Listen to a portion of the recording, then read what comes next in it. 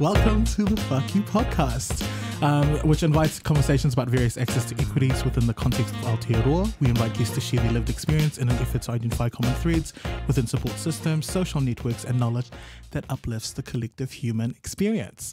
Kelsey, what's our season 1 question? Our question for this season is, what does equity and support look like for various communities coexisting within one society? And today we have a... Honestly, I'm just so thankful that you made it because we're like third time lucky. I mean, we here, family, we here. But yes, do please introduce yourself and your pronouns and finish the sentence, I am. Kia ora, my name's Louise Hutt. I use she, her pronouns. I am a person who does way too many things, and that's why I'm so hard to pin down. Perfect. And how have you been? Good. I'm not enjoying this humidity, but otherwise I've been busy in a good way, which is a very, very rare experience in my life. Tell us more. What does this mean? What does this mean? Just like, you know, those rare moments where you like actually fall asleep at night and you like actually get up in the morning and like smash out your to-do list. Productivity. It's been like 3 days, so maybe I'm like over exaggerating how much of my life this has been. But yeah, no, just really excited about a lot of the things I'm doing at the moment. So yeah. Do you want to plug in any of them? Because I feel like, you know, there's one that I really appreciate, but what other projects are you attached to? So I do comms and engagement for Bike Waikato, and we just facilitated 185 submissions to council on the biking and micromobility plan. So that was over half of the total submissions they received. That was like really awesome and cool. It's December at the moment, so it's also Vlogmas, which means I'm vlogging every day and uploading that to YouTube. And I'm not, normally I fall like a little bit behind. I'm not a little bit behind this year. I'm pretty much on track, which is very good. And then, yeah, I also am the co-convener of the Green Party, and we've been doing some strategy work and been thinking about how we operate as a community and as a political entity, and I've been really enjoying that. We've got we're working on a 3-year plan, and it's going to be really cool.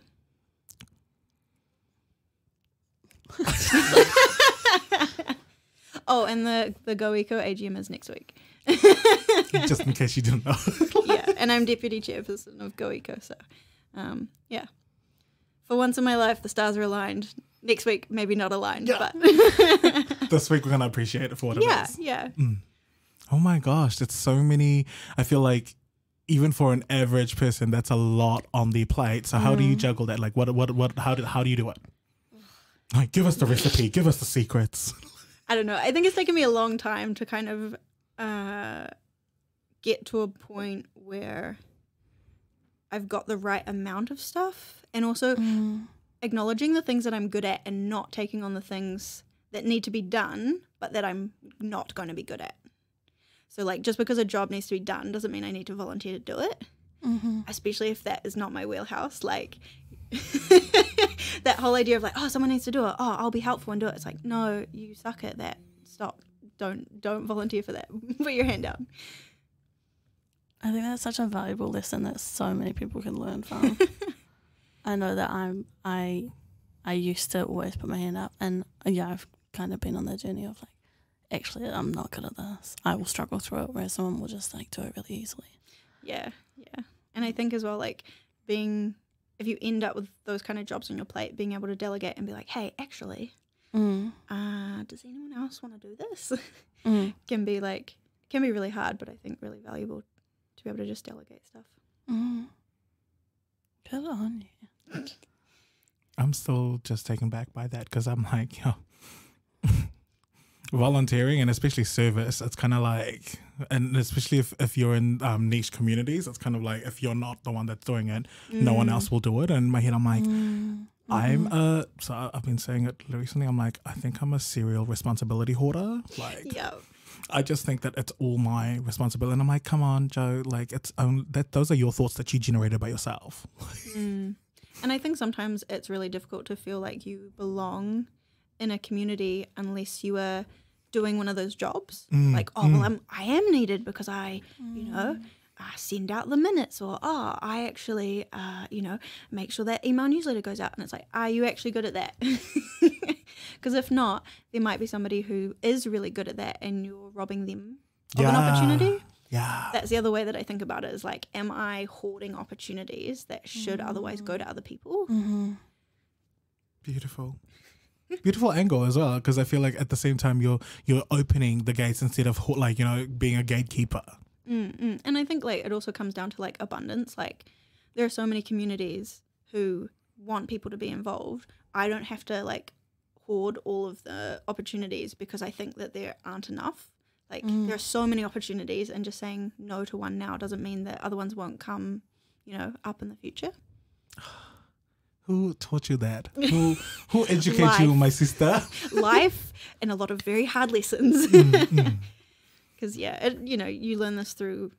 Well, I learned it through doing it the hard way of like burning out over and over again, until I got to the point of like, okay, well, I literally can't keep doing this. Like you make that mistake the first time, and you're like, oh, that's fine. That was just that time.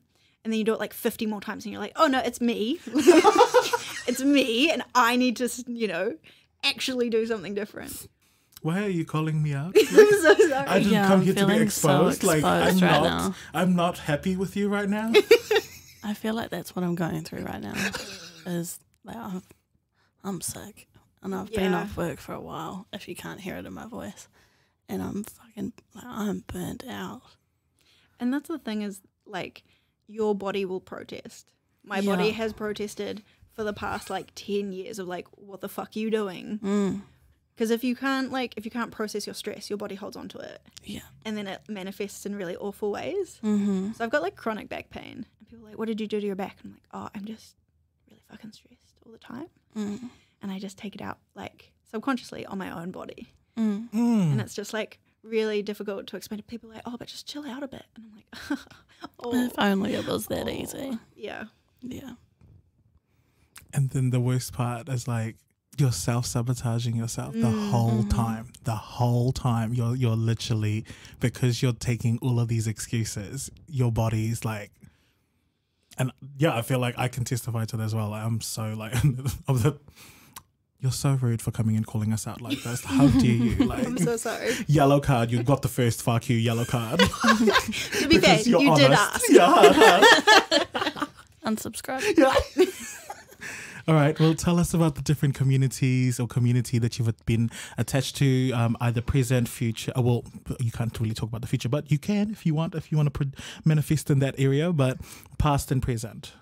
So I was thinking about this question, and I was thinking about also what I value in communities. And I think that, I've been a part of a lot of different communities since moving to Hamilton in 2011. And I think the thing that has really stood out to me is mentorship. And I've been really reflecting on that. So I came from a really small high school on the Coromandel. My graduating class was like 22 people. So like really small. And we were really close-knit. Like I wouldn't say we were all best friends, but like you knew everyone. You knew who their parents were. And then coming to university, on my first day of university, I had a clash. And I went to my lecture, and I went down to the front, and I went and talked to the lecturer, and I said, hi, I've got this clash. I'm wondering what I should do about it. And my lecturer was like, go away. What? And on my first day, I was just like, okay, thanks. And I, at my high school. Wait, did you actually thank him or them? Yeah, I'm like a baby. I'm like 18, and I'm just like, I don't know what to do in this situation. Okay, farewell. And I went to a high school where my teachers absolutely believed in me and just were like backed me 100%. They were like, do you want to do extracurricular activities? We will stay behind after school and help you like do them. Whatever you want to do, we'll help you do it. And then coming to university where they're just like, I'm like, hi, I have a minor inconvenience. And they're like, we don't give a shit. I was like, I don't know what to do. And it turned like the irony, of course, was that like 3/4 of the class had this clash. And the lecturer later sent out an email being like, hi, so I understand that some of you have a clash. here's what you need to do about it because it's actually really significant. And I was just like, for God's sake. Yeah. But, you know, I think probably the things that I value most about the different communities that I'm a part of now is that they're intergenerational and there's people there who back me and I back them, and there's that really like mutual commitment to each other's well-being and humanity. And so I think like when we're talking about like what's a community that is effective and makes you like whole, those are the things that like really stand out for me across like both my job at Bike Waikato, across Go Eco, across the Greens. Yeah. I'm getting like, do you think that you could ever be fulfilled with one community? Oh no. But and you know like these are very external communities in lots of ways. Like they're groups that I choose to join. They're not even, you know, groups based around like identity, which is like a whole nother ball game. Can you just explain that for people who actually have no idea what that means? So thinking about communities which share gender or sexuality or ethnicity or, you know, any of those kind of like, you know, central pillars to your to who you are. You know, the groups and the communities that I'm involved with are still hugely important to me and form a part of my identity, but most of them are ones that are opt-in rather than kind of the ones that you can't opt into. Or that you like can't opt out of. Yeah. What did I say? I said the wrong thing, didn't I? That you can't opt into. Well, like, I guess in ways you can, like with gender and sexuality, you can choose if you want to be an active part of the community, like externally within society. But yeah, something like ethnicity, I don't think you kind of get to choose. Joe, do you want to be brown today? Nope. Too bad. Today, no. I'm going to be a cis white man today. Ooh. Do you get a pay rise too? Yeah. One hopes. So wait, what do you personally take away from the communities then? Like what's the juice that you feel like fuels your cup within these communities?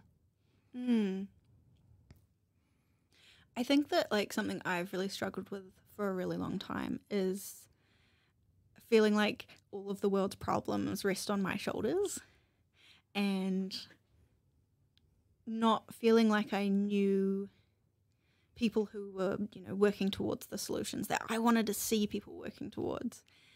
And so a lot of what I take away from the communities that I'm a part of is I see people sharing my values. So it's not necessarily like an identity crossover, but a values crossover. And I really appreciate that. That's so important to me as well, because I've personally when I was church shopping, that's yes, that's a thing. Explain that. Well, I came out of Catholicism because I was fully purebred Catholic, if that's even a thing. And then coming out of that, I just needed to go and dip my toes in other waters and how they praise God and how they connect with spirituality and religion from their worldviews. And I didn't dive outside of Christianity, so I went to all these other Christian new Christian churches, and I found some really good people that were there that shared the same values, and then equally they didn't, which is it's weird because I'm like, wait, we share the same values, but I'm not going to be of equal in your community. Like I'm like this is the same thing that we both feel, and you've seen my heart and you feel my heart and you can carry this heart, but I'm still not equal. And I'm like, oh, okay. So I had to take my power back.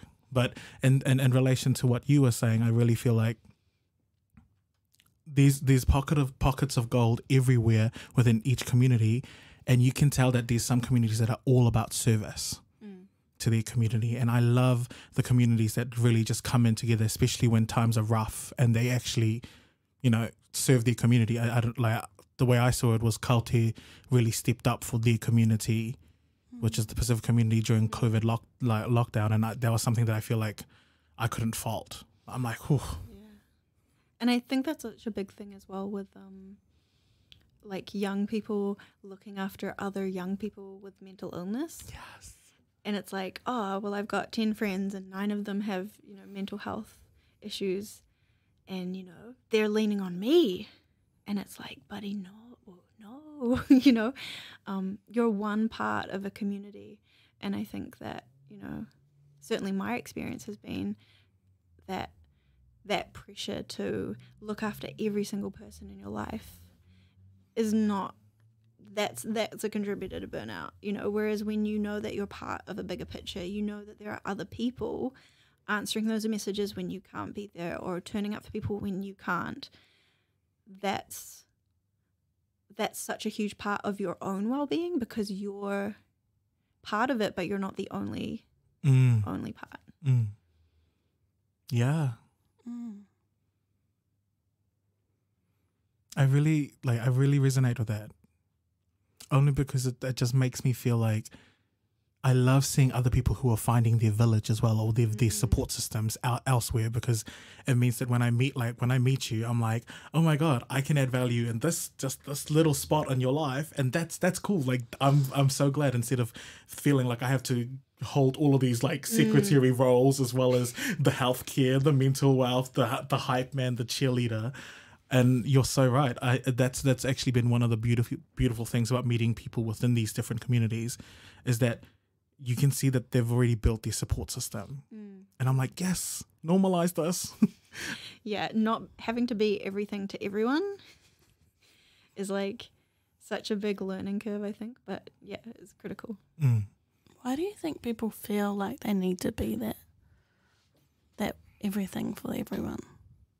Because I know, like, I have seen people do that, and I mean, I've done it as well. But it's so unhealthy. But it happens all the time. Do you think maybe it's that, like, heroism? Oh, yeah. Kind of like, I'm going to save you. Yeah, no, absolutely.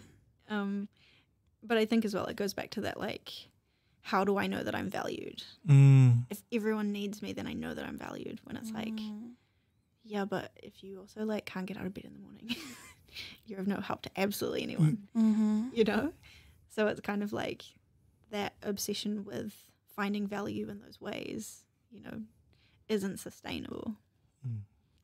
I think for me as well, it, like, having teachers at high school who really backed me, like, I felt seen for who I was, and I felt valued just for who I was, just turning up as I was. Whereas when I went to university, people were like, no, go away, no, you're annoying, stop bothering me, well, the like lecturers at least, because I'm definitely that kind of person. But you know, you have to find different ways of valuing yourself or feeling valued. And that was really tricky. And I think building relationships like that from scratch when you move from one place to another can be really, really tough. When you're losing that, like, support network. Yeah. What, like, when you were looking for that new support, what was that journey like for you? Oh, terrible. I think I like cycled through a lot of different communities trying to find what was best. And it definitely, like, there were some mentorship sort of opportunities that were really bad, like truly, like, horrific experiences where people just absolutely were out to use and abuse people. And that was also a learning curve of, like, just because this person says they want to be there doesn't mean they actually are, doesn't mean that they're good for you, doesn't mean that they're actually helping you in any way. And kind of identifying that, like, well, I need a community around me, but actually it's not this one. and kind of having to step away, knowing that you don't necessarily have a backup community around you is like really tough. Brave. And then I think, you know, on that journey as well, there were like conflicting communities. So like I was a member of the feminist club on campus, but the feminist club did not get on with like the queer group. There was this like really, really awful sort of, I don't know how else to describe it, but like drama and politics that went down between like the groups, and it was like choose one. Wow. And it's Aren't like both of those groups supposed to be like, love everybody? and you know, like the reasons why are not important, but having that dynamic of like choose a part of you that you want to honor right now is like really tough. I literally totally relate yet again. Come on, like I'm in the queer community as well as believing in the book club. So, yeah, and that's so whack because we Kelsey has actually brought this up a couple of times, is that we are not perfect even in our own individual communities. Like LGBT, we're still fighting about what is the best L, what is the best G, and what is the most. And in my head, I'm like, oh, I think there's something to be said when we have to pick parts of us to present within different communities, because I'm like, communities are not looking holistically at what it is to support. They're just wanting to support that angle or that perspective. And I'm like, oh, this is when I guess specificities goes left. Like, we're so narrow to this one agenda or to this one way of thinking that we're like, oh yeah, everything, it's this or nothing. Or the perspective of the person who's in leadership as well. We just saw a bug and I wasn't going to kill it, but then it kept on getting closer. So I'm like, I'm sorry. Thank you. Bye. Okay, just a little rest there. He lost. What are we going to name it? Should we have a funeral? Gloria. What? Gloria. Gloria. Why not? Why not? Gorgeous. Mum's chicken's name is Gloria. Oh, that's beautiful. My mum's name's Glory. Wait, I don't want Oh my gosh. Too late. Okay, back to anyways, yes. So I think you talked about mentorship. Can you just talk like a little bit further about, can we just dive deeper into that? When you see that there's mentorship in these communities, was that a natural thing that was occurring, or was that something that do you reckon someone came and instilled in the community and then? I don't know. I think what I've really grown to appreciate is like seeing my peers and knowing my peers and being like, we're all just like, all the time at every like conflict and issue, and you know, we're all just like that, and you know, it can feel really overwhelming. And if you only know your peers, it's like, well, fucking, you don't know what to do, I don't know what to do, none of us know what to do. Whereas, you know, like looking at people older, or even sometimes looking at people younger, and being able to be like, you were once this age, right? You were once terrified about the future, and, you know, you were once terrified about, you know, whatever, you know, situation that you're living through. How did you deal with it, you know, or how do you conceptualize this as a thing that you obviously go through? And being able to ask those questions. And, like, sometimes they're like, oh, fuck if I know. And it's like, oh, cool, you didn't know either. Okay, cool. You know, even that is quite reassuring. So I don't know if it was ever something that was really planned, but I think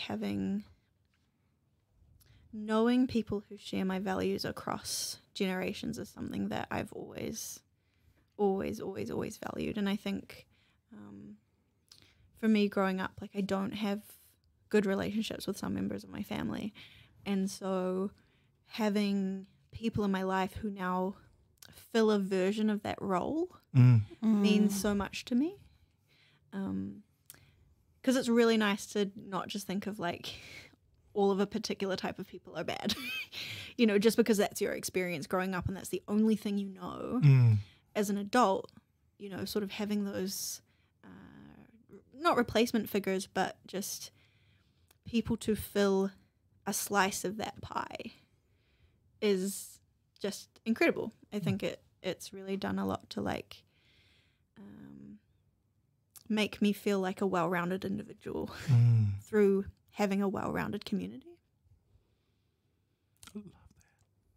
You've talked a lot about your values. Yeah. What are some of those values? Oh gosh. Sometimes I think about like how we talk about things like this. Like how do you communicate and know if you share values with someone? And for me, a lot of it comes down to like an understanding of a similar worldview. So not necessarily a same lived experience, but a similar worldview. And that like, do you acknowledge that there are privileges and power dynamics in society that center around gender, race, class, you know, ableism. A whole heap of other, you know, aspects of people's lives. Do we all acknowledge that? Because that's something that will ground our understanding and our values. And like, you may not have lived through a particular aspect of that, but you know that it happens, even if it's not that it happens to you. And then I think it's like, okay, cool. So if you can acknowledge that there's this imbalance, what are you going to do to right it or to support righting that, you know, power and dynamic? So that's kind of what my like values, or like I like to think my values boil down to, is like, do we have this shared understanding and acknowledgement that this is how the world works and that we're all going to fucking do something about it? That's really cool. And I like that you can like put it into like a narrative kind of like that, because a lot of people are like, trust. That's the only one I think of. Wow. Clearly my list is extensive. Yeah. Because a lot of people, they don't really like know what those words actually mean to them. They're just like things that they've heard. Yeah, and I think like trust looks very different in different circumstances to different people, and you can talk past each other when you're like, oh, my definition of trust is this, and someone else is like, my definition of trust is this, but we think we're talking about the same kind of trust. And it's like, we are not. Whereas when it's like a really tangible, like, hey, but we know that racism is real, right? What? What's that? Like, we know that like sexism is real, right? Like, that's a slightly more. And of course, again, like to different people, they have a larger or lesser understanding of that. But as long as you can acknowledge that it does exist, you can grow that understanding. Because I'm so glad we're talking about values, because one of my the people that I engage with, they ask like, are your actions and is your approach driven by your values? And in my head, I thought, like, I actually took a long think about it, and I was like, now my values change with new information. So for me, I'm like, it's my consciousness that drives and dictates where how my approach actually goes, and I have to leave room for that. But would I say only my values drive me? And I'm like, nah. I'd love to think that, but my intelligence is telling me that I could be wrong, you know, and my values could be wrong, and what I think is right could be deadly to another living thing, not even just a human, but just to another living thing. So I'm like, that's why I'm like, oh, I'm having to question my own values, or what I perceived were my values, because don't get me wrong, I'm guilty for being like, respect, trust, honesty, reliability. Come on, this is like CV starter pack 101, like punctual. But yeah, so for me, I'm not, I can't say that my values are as concreted as I used to believe it was, because I used to be like, oh, these are my values and I'm going to drive my whole world around this. And I'm like, actually, I'm limiting myself to other possibilities. So I'm not a slut in terms of being too open, but I am a slut in terms of receiving new information. I'm open to new. One of my mum's favourites is margarine legs. Easy to spread. What? Margarine legs. Easy to spread. Thanks, Anne. Thank you. So yes, I'm a slut for new information that is backed up with fact, and like, you know, it's backed up with evidence. But at the same time, I'm like, what is evidence? What is fact? What is science? Well, yeah, the way that like, I think that I definitely agree. I just sort of think about it in a slightly different phrasing of like, my values are that there are these power imbalances and that we're going to do something about it. But my beliefs are that it works in this way. And so my belief that the world works in this way is like always changing as I absorb new information. And so like the underlying sort of core value is that like we're going to do things, you know, we're going to try and, you know, make the world a more equitable, a more fair, a more just place. But my understanding of that changes based on new information, and especially, you know, learning about things outside of my lived experience. 100%. Agree with you. Yeah. All right. And is there any other communities that you'd like to bring to the front at this point in time? I think the other communities that are like interesting to note are ones based around identity. But I don't know if I've ever really done that well.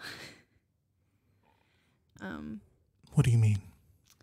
Like, I didn't really, even to myself, acknowledge like queerness till I was about 22, like out loud, you know, like you think it in your brain, but like being able to say it to like another person. And then like I had a really, really negative like experience saying that out loud to the point where it's now like, oh no, we don't need to like ever go there again, like with anyone.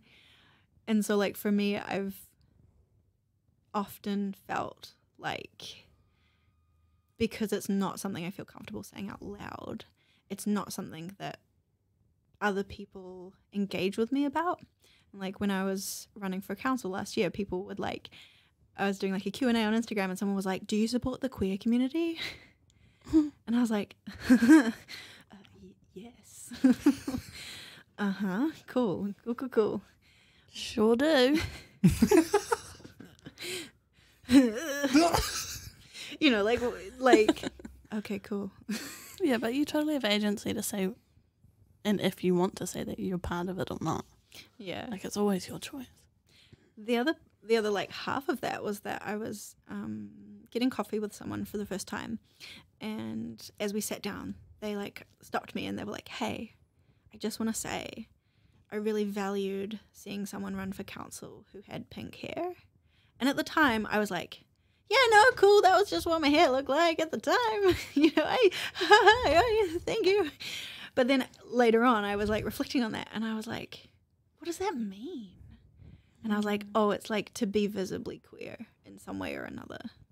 And that like signifier of like, I'm not just going to wear like shirts and a ponytail or whatever, you know. It was like, oh, you were visibly different in a particularly queer way, like with your pink hair and your nose ring.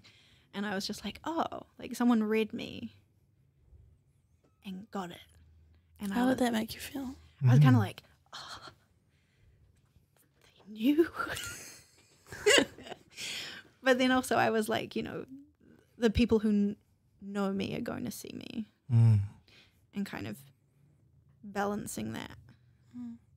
Because I find it, you know, particularly hard sometimes existing in queer spaces because I'm in a long-term relationship with a man. And people are like, oh, you are this. And I'm like, oh, no. Yeah. And they're like, you know, I've had some really like shitty things said to me by people who either make assumptions or, well, either make assumptions about my sexuality or make assumptions about where I am at in that journey. And I'm like, no, like, have you met him? Like, this, you know, like, please don't be disrespectful to my like relationship by assuming that, you know, I have in any way settled. Yeah. So it's like, yeah, that's, I think in some ways, like, that's partly why I've focused on being a part of communities that are external.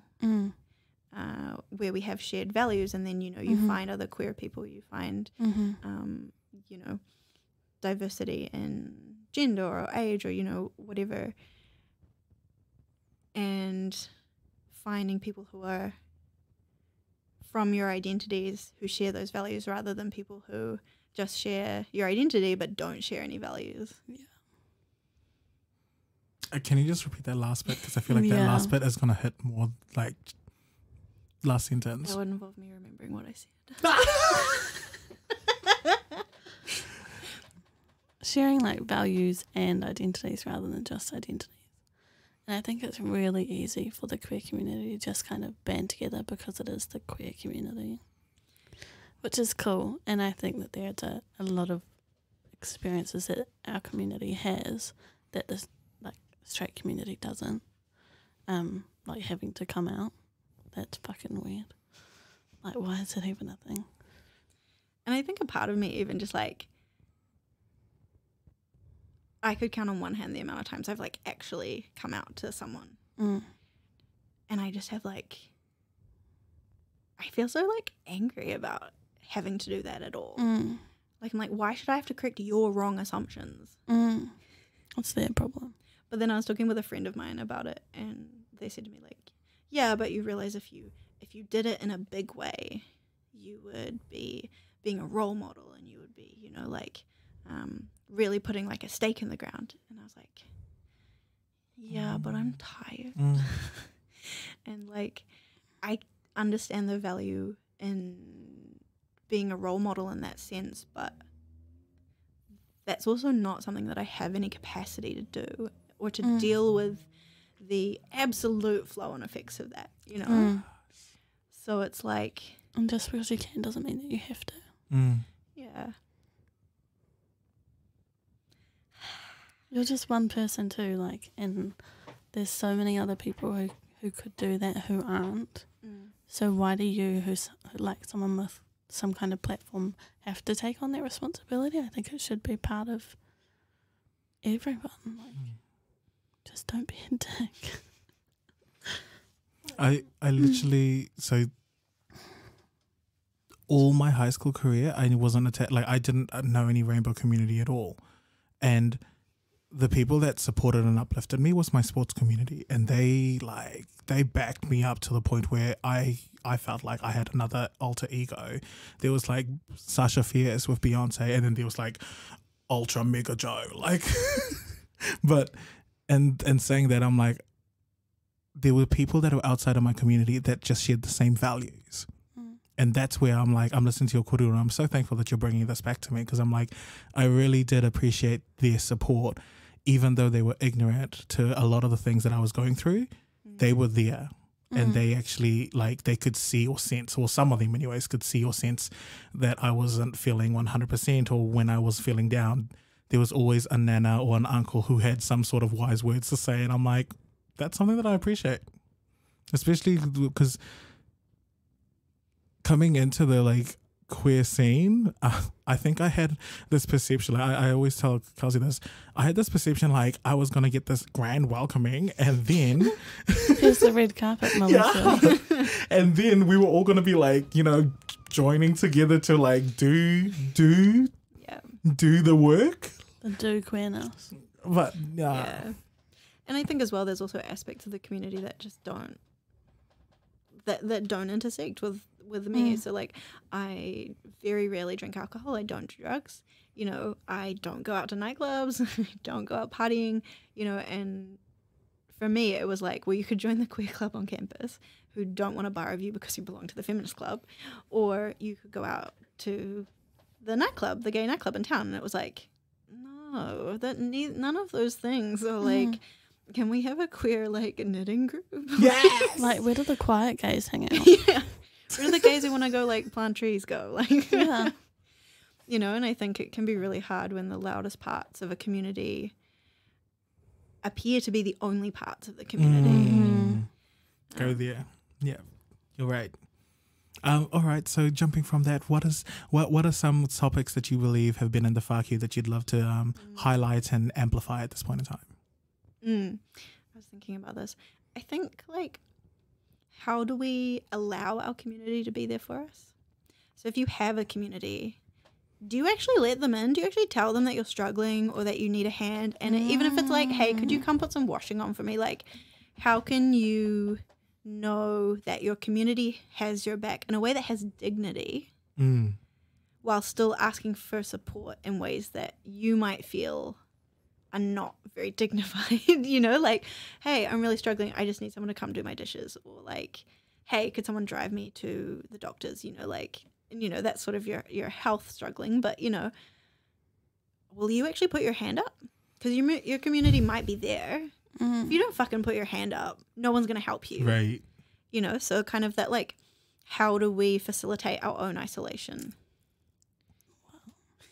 Again, I feel like I'm being so exposed. Yeah. I'm so sorry. No, don't. I'm never going to be invited back. This is That's the point. the point. No, it's good. I think that's a totally- really good yeah. Talanoa. Like, that's a very good point to raise, because I guess we're so much like, I guess the low hanging fruit would be to complain about your community as opposed That they're to not there for me. Like, yeah. Yeah, but have you given them the opportunity to? Yeah. Because that's the thing, right? Is like when my friends have been struggling and they didn't ask for help, I've never been more angry at them. Yeah. Like, fuck you. Like, I know you're struggling, but I'm really angry at you because if you don't ask for help, I can't help you because I don't know. I don't magically know things, you know? And, you know, that's really tough, being able to ask for that help. But it's so critical to facilitating that community. And I think for a lot of us, like, oh, well, I'm trying to own my shit, and then I'm also trying to be there for everyone and, you know, be everything for everyone else. So if you have to ask for help, you feel like you're not being there for everyone else. But it's like, if you're a member of my community and you need help, I feel like I'm letting you down if I don't help in that, you know, not in every way, but in the ways that I can. So if you're not facilitating me helping you, I also don't feel like you value me as part of that community. Yeah. And it's like fucking hard. Has there been a time when you have? Oh yeah, I'm terrible at this. Like, like I'm not preaching this as someone who's like, oh, I'm an expert. I've got it. You know, down pat. It's like, no. And here's the recipe of how getting it over it. And my book sells is coming this Christmas. Follow me on Instagram. You know, this beautifully curated life. No, it's like, you know, I think that you have to trust the people around you. Which can be really hard. Yeah. You have to know that they respect you and that you wouldn't be asking unless you really did need help. And also that they're gonna listen. You know, like, there's actually nothing worse than someone like air quotes, like helping you, but just like not really at all helping. They're like, oh, you need this, and you're like, I don't need that. Please don't. No. I don't want that. They're doing what they think you need rather than what you actually need. Yeah. And I think that's a big part of like understanding mental health is like, you don't fucking know what they need. You don't know exactly what it is that they're going through. So don't fucking come in and be like, oh, this will fix everything. Just do some yoga. Like, fuck off. You know? Yeah. So it's like reciprocal, you know? Like, you need to be able to ask for help, but you also need to be listened to and have people, you know, help you in the ways that are most valuable to you. Beautiful. I really like that one. Thank you. Anything else on your fuck you list? That was a amazing. massive one though. I know, don't like we're not asleep on that one. Oh, you know, like, just be less of an asshole. I don't know. Don't be a dick. It's my motto right now. Literally, that's her motto. But I think as well, like, thinking about ways in which we can call each other in. Like, I've been reflecting on that a lot recently as well, as like, if these people are part of your community and you value them, when they fuck up, like, allow them the dignity to fix it and allow them the dignity to like call them out quietly first. And then if they really don't listen and it's like, oh, well, this is a teaching moment, then fuck, you know, call them out. But, you know, I think there's a lot of value in calling in, but, you know, that requires trust. on both sides, right? Yeah, and also respect on both sides. And, you know, sometimes people fuck up in ways that are like, oh, well, you clearly don't fucking respect me then. So, you know, it's not a one size fits all kind of thing. But yeah, sometimes I think about like, is this actually the be all and end all of this person being in this community? Is it a teaching moment? You know, and especially how can people who are not directly affected by these actions do this teaching moment rather than putting it on the people who are, you know, affected. But yeah, it comes down to trusting your community that someone else can, you know, tap someone on the shoulder when they make a mistake and be like, hey, you're really fucking up right now. It'd be really great if you could like reflect on this and, you know, understand why. And help them like move through that too, rather than just like, you're being a dick and then walking away. Yeah, yeah. Because I think that when our communities grow smaller, that places more pressure on everyone to get it right all the time. It, you know, lessens your resources that you have for when you do need help and support. So, you know, if we can look at making our communities more robust, but it also involves, you know, being open to being called out. And, you know, being open to being like, oh, well, I really fucked up and some people are probably really angry at me and don't trust me and I need to rebuild that. So the reciprocal nature of it is really, really central to it functioning. And I love also that you're speaking of growth within a community as well, because if you're open, so let's say like I'm the one that fucked up and I'm open for the feedback, I'm also open for the growth and building a stronger bond and trying to show my willingness to change or my willingness to adjust my approach to fit the wider community. So there's an opportunity for growth for both sides to be strengthened in that space if you can be called in, if you allow yourself to be called in as well. Because I think for me, I guess my privilege is that I look like an alpha male, and then they just like, people literally trust me, which is the funniest part, is people trust me because I look like this and I'm friendly. So everyone's like, oh yeah, you must be a good person. And I used to love it when in high school I would be the excuse, like, oh, I'm going to Joe's house, and everyone knew that they were doing like,